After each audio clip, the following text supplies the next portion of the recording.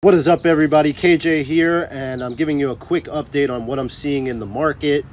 Make sure to like, subscribe, check out the Bybit link in the description. You get about a $4,000 bonus. Also, I am launching a Telegram group where I'll be able to kind of keep you guys a little more updated on the fly, because these videos, you know, like I'm literally trading right now and I'm seeing something, so I'm making a quick video. But if you're in the Telegram, we'll be able to help you out a little bit more. So appreciate you guys. Let's talk about what I'm seeing right now. Okay, so as you can see, we got a very nice bounce on ETH.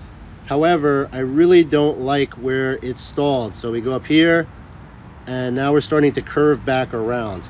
And this type of structure that we're seeing has a very bearish implication, frankly, if this MA is not to hold. That's the 99-day moving average on the 4-hour, okay?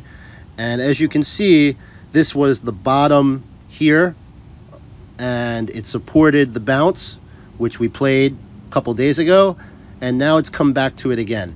So looking at this 4-hour, we still have 33 minutes. If this closes green, there is good potential for this to manifest into a bull flag.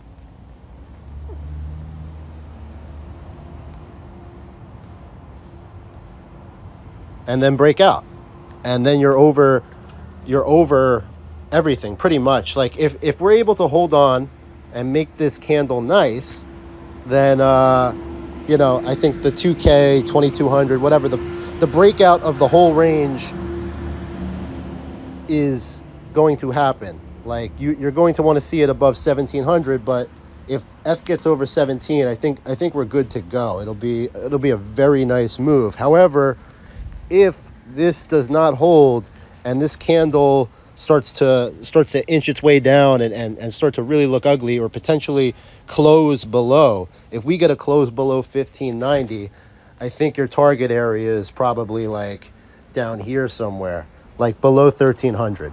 So if you're trading this, definitely be aware. And I guess what I would say is if we get that close below 1590 on an H4, you probably don't want a knife catch for at least a day or two. Like let it resolve, see what happens. You can short. If you're shorting though, like your stop needs to be, you can either play it really tight or really loose. You know, there's no in betweens, no half stepping. So if you're gonna short, like let's say right now, in my opinion, if it were to cross like 1630 or something, like you could just get out. I wouldn't fuck with it. But if you wanted to short for the move to like 1300, like your stop should be up here somewhere, like around 17.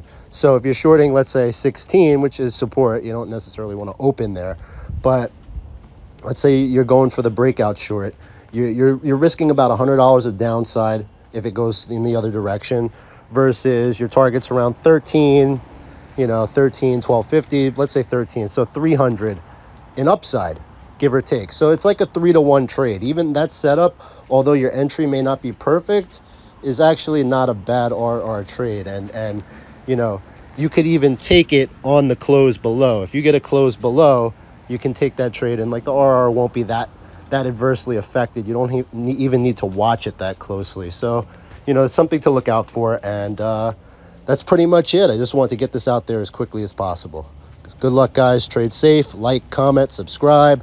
Use the Bybit link, and I will see you guys soon. Peace.